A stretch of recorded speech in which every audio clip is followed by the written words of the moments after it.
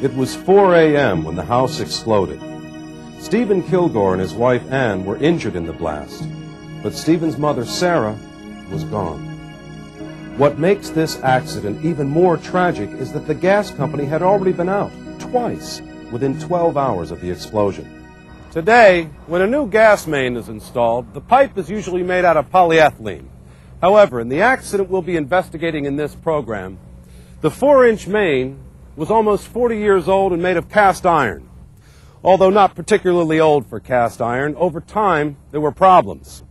20 years back there was a break in the main. 10 years later, 2 sections had to be replaced when it was discovered they were leaking. It was surveyed for leakage 3 years prior to the explosion. No leaks were found then, but later investigations showed that at the time of the accident, it was leaking. I found the gas leak. It was at the meter. I fixed it and everything checked out. I still smell gas outside my house. When I made that second call, I knew something was wrong.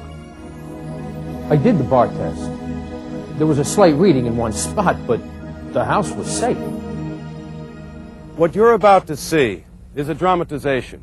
But remember, this case study is based on actual events, which involved real people, not just statistics. This is a typical residential neighborhood. But on this day, in the late afternoon, Dwayne Logan sensed something was wrong. What he smelled outside his home wasn't typical.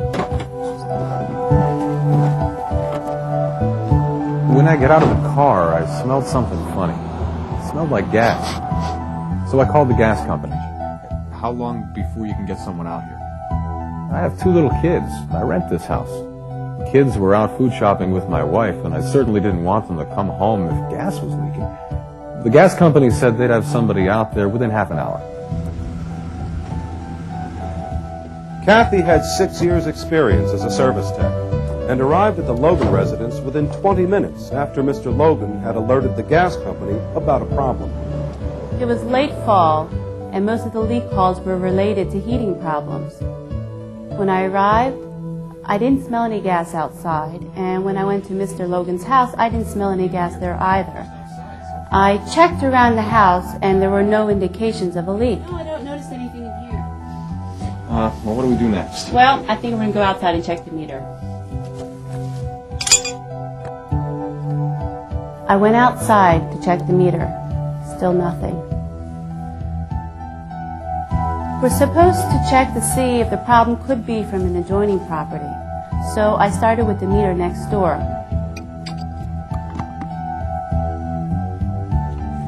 There I found a leak.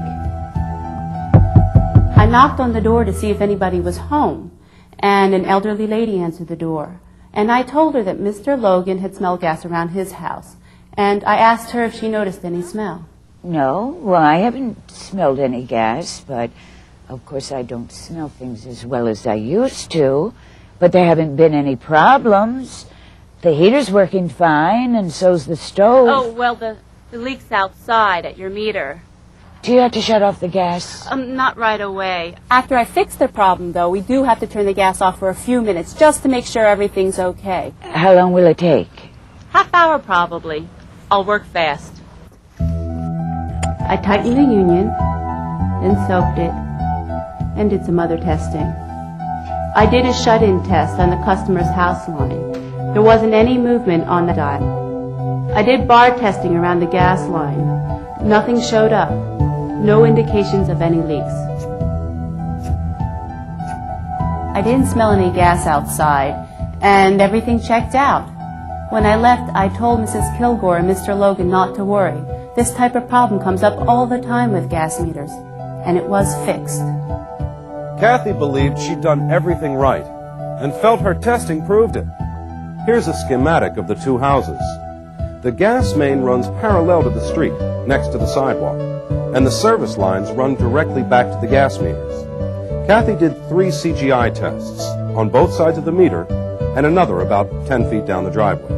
But she never used the CGI to test inside the house, in the basement, or further along the foundation, and that would prove to be a fatal link in the events which followed. 3 hours after Kathy's service call, Mr. Logan again contacted the gas company. Only now there was more concern. They told me the problem was fixed. But I go outside to take my garbage out, I walk down the driveway, and I still smell gas. I even get my wife outside to make sure I'm not imagining things, and she smells it too.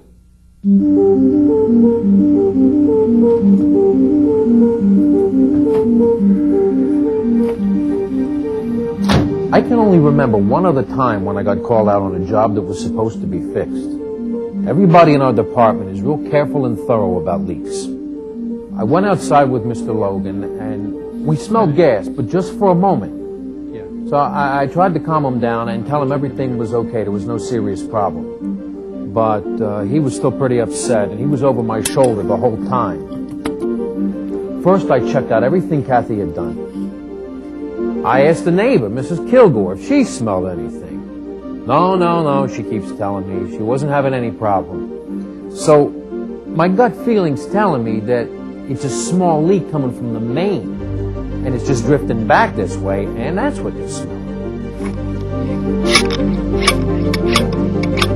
But, just to be sure, I started bar testing along the gas line to the Logan house. I got no reading. Dave worked his way along the service line to the street, then worked his way back up to the other driveway where Kathy had tested. There were still no indications of gas leaks.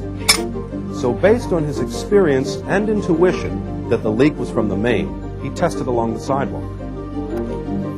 When I did my second test along the main, I got a slight reading, but it vented out.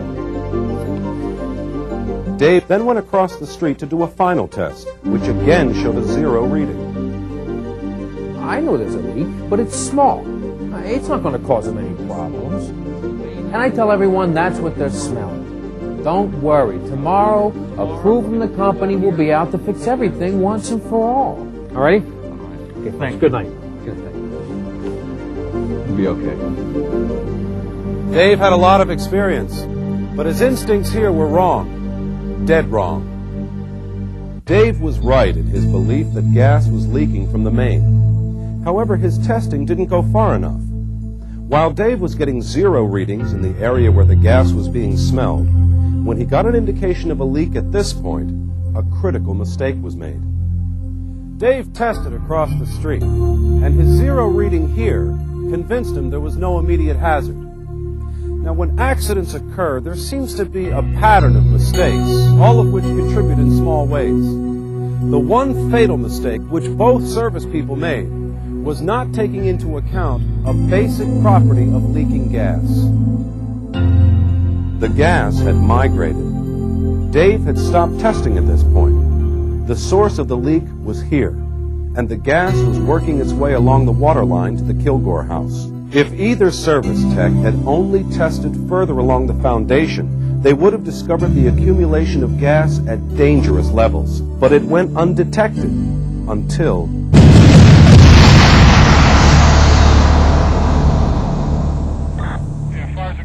No one knows what triggered the explosion. We do know Mrs. Kilgore died that night. She never had a chance. But others will, if we can learn from the mistakes of this tragedy. I was looking for a leak, and when I tested the stop valve, I found one. I really thought I fixed the problem. Fixing one problem doesn't mean there isn't another which has to be solved. That's why when it comes to situations which can mean life or death, extra steps must always be taken. They always taught us there's no better test for safety than bar testing. And my test showed it was safe. I only got 1 reading, and it vented out. Dave felt his investigation and experience confirmed a safe situation. And maybe 99 times out of 100 he'd be right. But Dave needed to be 100% sure there was no danger. He would have found a much higher reading near the foundation, and that would have set off the alarm bells. Further testing inside the house would have clearly shown the danger. These people asked all these questions, brought out all this testing gear. We trusted them to know what they were doing. The gas company had procedures which called for CGI testing at foundations. However, just because procedures are written in the training manuals, that's no guarantee that people in the field are aware of them. The investigation revealed that many service techs weren't aware of what needed to be done in this situation. If this training had been reinforced, this accident would never have happened. Here are some guidelines for safety. It's called HELP, and it's a code to remind and assist you about what needs to be done in an emergency response. H, is there a hazard?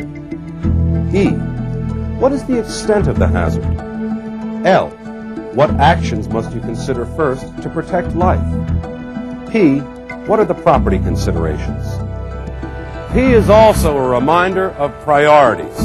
If there is a hazard, your first priority is to protect human life. Keep this in mind and all other actions follow in place.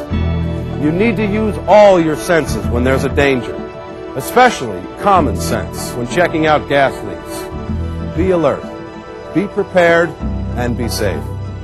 I'm Paul Nolan.